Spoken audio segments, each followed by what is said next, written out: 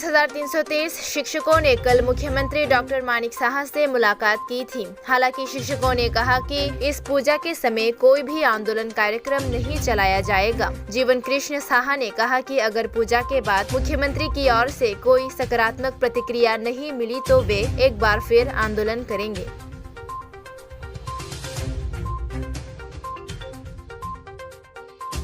সমস্ত আলোচনা থেকে যেটা বেরিয়ে এসছে যে রাজ্যের মাননীয় মুখ্যমন্ত্রী বলেছেন লক্ষ্মী পূজা এবং কালী পূজার মাঝখানে উনি এক্সটেন্ডেড ফর্মে আইনি বিশেষজ্ঞদের সঙ্গে এবং ক্যাবিনেটের সদস্যদের নিয়ে এই বিষয়টাকে দেখবেন।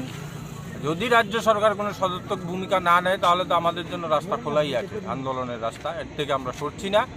কিন্তু আমরা রাজ্যের মাননীয় মুখ্যমন্ত্রীকে সম্মান করেই বলছি, উনি যেহেতু কথা দিয়েছেন আমরা আশা রাখবো প্রাক্তনের মতন বর্তমান নয়, এটা যেন হয়।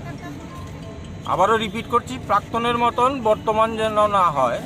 হ্যাঁ, তো এই ক্ষেত্রে আমরা আশাবাদী উনি অন্ততপক্ষে এই বিষয়গুলোকে গুরুত্ব দিয়ে দেখবেন এবং সমস্যার সমাধান করবেন। আর যদি সমস্যার সমাধান না হয় সেক্ষেত্রে আমাদের আন্দোলনের পথ খোলা আছে, আমরা রাস্তায় আবার নাম। সমস্ত শিক্ষকদের সাথে কথা হলো, মিটিং করলেন, কি বললেন? দেখুন, আমরা আমাদের শিক্ষকদেরকে আগেই বলে দিয়েছিলাম যেহেতু এটা আইনি বিষয়, আইনিভাবে কথা বলতে চাইছি, আমরা কাগজপত্র দেখাবো এবং এটাই হয়েছে।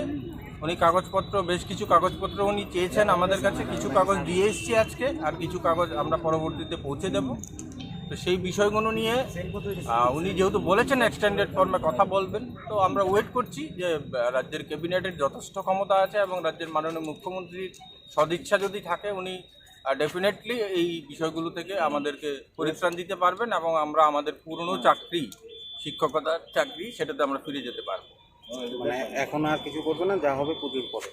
হ্যাঁ, পুজোর পরেই আমরা করব, কারণ এখন তো পুজোর মরশুম, বাঙালির সর্বশ্রেষ্ঠ উৎসব। সেই ক্ষেত্রে আমরা আগেও সিদ্ধান্ত নিয়ে রেখেছিলাম যে পুজোর সময়টা আমরা আর কোনো ধরনের কোনো আন্দোলন করব না। এক্ষেত্রে যেহেতু রাজ্যের মাননীয় মুখ্যমন্ত্রী কথাই দিয়েছেন যে উনি কথা বলবেন, নিশ্চয়ই তার একটা নির্যাস তো বেরোবে। সেটা যদি আমাদের পক্ষে আসে তো ভালো, না আসলে তো আমাদের আন্দোলন আমরা চালিয়ে যাব।